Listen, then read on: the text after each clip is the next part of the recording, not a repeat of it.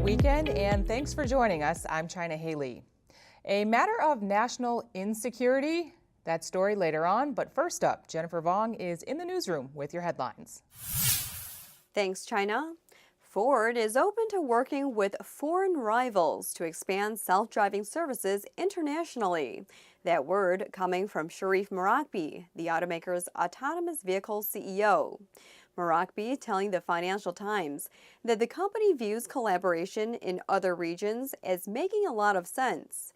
He says the autonomous vehicle business costs billions and billions of dollars per region, so it's cost-effective to work together to deploy the technology across territories. He declined to comment on reports that the company is in talks with Volkswagen to collaborate on developing driverless cars. The Mercedes-Benz name adorns the Atlanta Stadium, where Super Bowl LIII will be played. And now the luxury brand says it will return to the game as an advertiser. This after sitting out the NFL's championship showdown in 2018. A Mercedes spokeswoman confirmed plans to advertise during the February 3rd game on CBS, but declined to provide details. The automaker used its 2017 Super Bowl ad to plug the GT Roadster. The spot featured aging bikers and Steppenwolf's Born to Be Wild. A leaked teaser has turned up on a Jeep Scrambler fan website. It shows that the still unnamed 2020 Wrangler-based pickup will make its debut November 28th at the Los Angeles Auto Show. The teaser outlines squared-off Wrangler-like fender flares and a nose and cabin design similar to the Wranglers.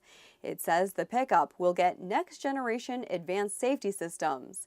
That could mean that it will have creature comforts such as adaptive cruise control, as well as autonomous braking. And Porsche is launching a campaign to portray itself as a, quote, authentic employer. The campaign features black and white images and documentary-style video clips that highlight what Porsche calls the human side of the automaker as an employer. One photo, for example, has the headline, "You have a weakness for fast cars? Work on it." Porsche says it gets 150,000 job applications a year.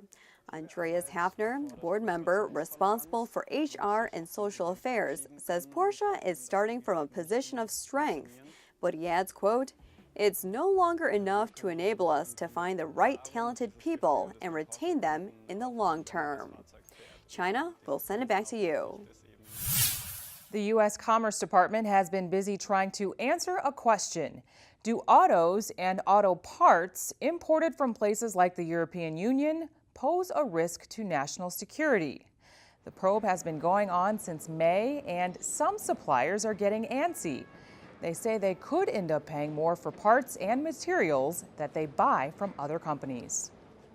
That's one that really crush the industry. Lear CEO Ray Scott says new tariffs could squeeze the seating company's margins. If the price of parts goes up, there's little he can pass along to his customers. You hope that reasonable heads prevail and understand that what that would do to the supply base and to the OEs.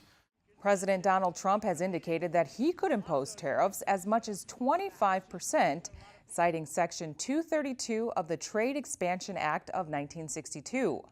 That's the same criteria Trump used to impose a 25% tariff on steel imports and a 10% tariff on imported aluminum. We're going to lose the race if those 232 tariffs go. We are going to see other countries surpassing us like we're standing still. Right.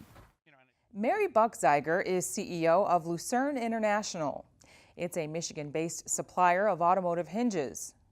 She, along with Brembo North America CEO Dan Samberg, are calling on the supply community to speak up. I'm really surprised that there hasn't been more people standing up in our industry and making a little more noise about it, to be honest with you. Because the more voices behind it, the more we can advocate, the more that we can get out there and say, hey, you're going to crush our industry. Mm-hmm. To me, it's crunch time now. We really need to be talking to the government and telling them, you're going to kill us. The executives speaking at an Original Equipment Suppliers Association conference in suburban Detroit. Thanks for watching today's show. Tom Warbeck has your afternoon update later on Auto News Now. Take care.